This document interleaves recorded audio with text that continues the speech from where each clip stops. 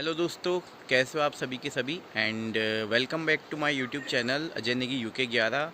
And कैसे हो आप सभी के सभी। और अभी इवनिंग का टाइम है और अपने घर से ही मैं आज के ब्लॉग की शुरुआत इवनिंग से कर रहा हूं।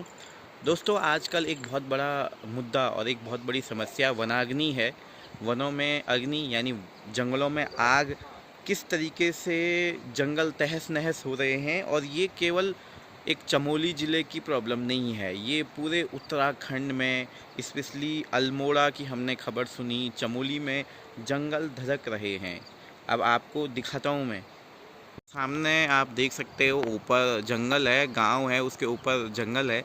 यहाँ भी आग लगी हुई है और आप धुआं देखिए और हल्की हल्की आग यहाँ से दिख रही होगी। कैमरा इतना क्लियर नहीं है, लेकिन फिर भी आप देखिए कि किस तरीके से पूरे इन्वायरमेंट में धुआं ही धुआं चारों ओर।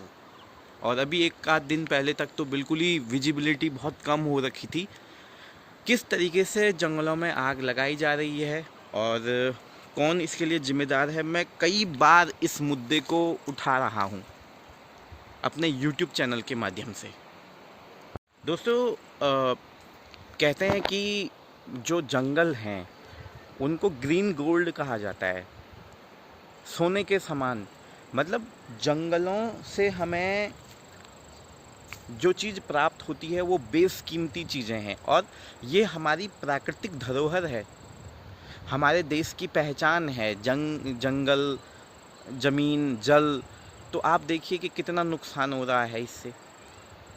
किस तरीके से आज जंगलों का क्षरण किया जा रहा है, जंगलों में आग लगाई जा रही है, जो कि एक अच्छी तस्वीर बिल्कुल भी प्रस्तुत नहीं करता। आप देख सकते हैं पीछे वो धुआं उड़ रहा है वहाँ पे।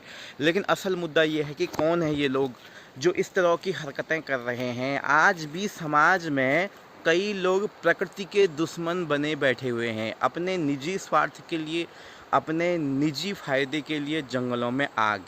और पूरे उत्तराखंड में इन दिनों ये एक बहुत बड़ा मामला बना हुआ है। ये सुप्रीम कोर्ट तक ये मामला पहुंच गया है वैसे अब, बाय द वे, कि किस तरीके से ये जंगलों में इस पर क्या कार्रवाई की जा रही है, नहीं की जा रही है। क्या सरकार सोई हुई है, जैसे कि हर मुद्दे पे सोई रहती है।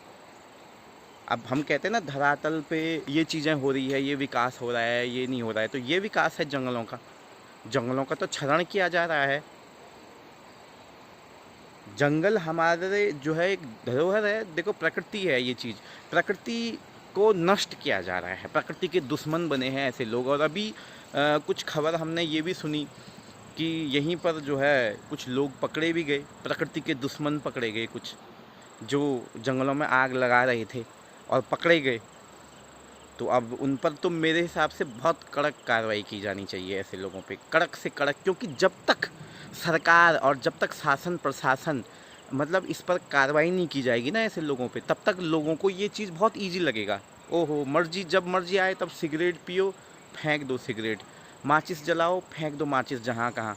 और ऐसे करके जंगलों का आप नष्ट कर रहे हो। कितनी इसमें जीव जंतु मर रहे होंगे, कितने जीव जंतुओं की ये लोग हत्या करते हैं ना। अब वो जो इंसान मतलब ऐसे आग लगा रहा है जंगलों में, तो वो तो इतने जीव जंतुओं की हत्या का पाप लगेगा उस पर।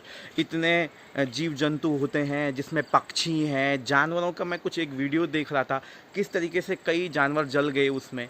और उससे बढ़कर जो हमारा ऑक्सीजन हमें मिलता है पेड़ पौधों से, जीवनदायिनी ऑक्सीजन, उसका नष्ट हो रहा है, हमारी प्रकृति नष्ट हो रही है।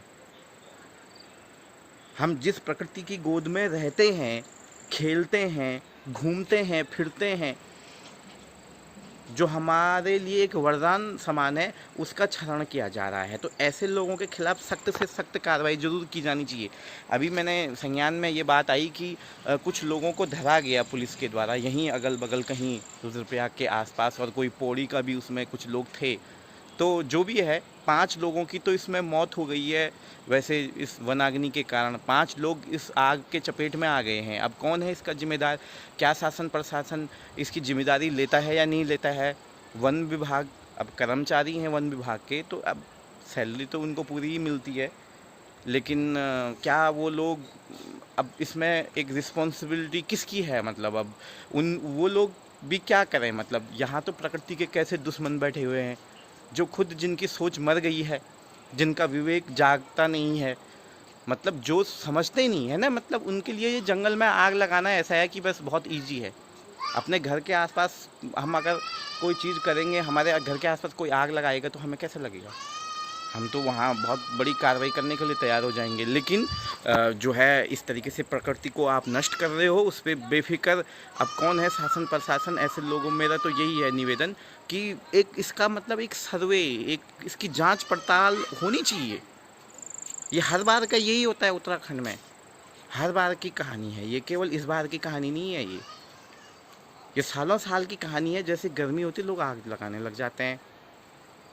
अभी मैं कुछ दिन पहले देख रहा था तो देखो दिख नहीं रहा है पूरे मार्केट में, आप देखो कर्णप्रयाग के आसपास के क्षेत्रों गांव में आप देखो लोगों को क्लियर दिखाई नहीं दे रहा है, क्योंकि जंगलों में इस तरीके से आग और टेम्परेचर इतना हाई।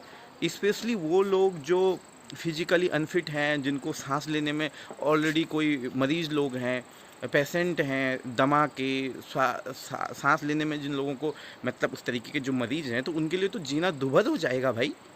और आज 7 मई है और अब मैं तो प्रार्थना यही करूँगा कि थोड़ा इंद्र देव भी अपनी कृपा बरसा दें और कुछ बारिश अगर हो जाती है तो क्या पता इससे कुछ राहत मिलेगी। बाकी तो और क्या करेगा शासन प्रशासन, तो अब कितना कहाँ कहाँ लोग इस चीज़ को करेंगे, लेकिन ये चेतना जागनी चाहिए लोगों में। और थोड़ा भगवान की कृपा अगर हो जाए, इंद्र देव बरस जाएँ तो इससे शांति ज़रूर मिल जाएगी।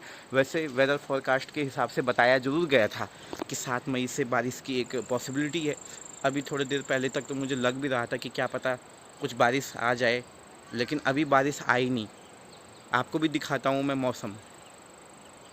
अब ये देखिए आप, आई होप कि रेन आ ही जाएगी और कुछ शांति मिलेगी प्रकृति को और हम सबको।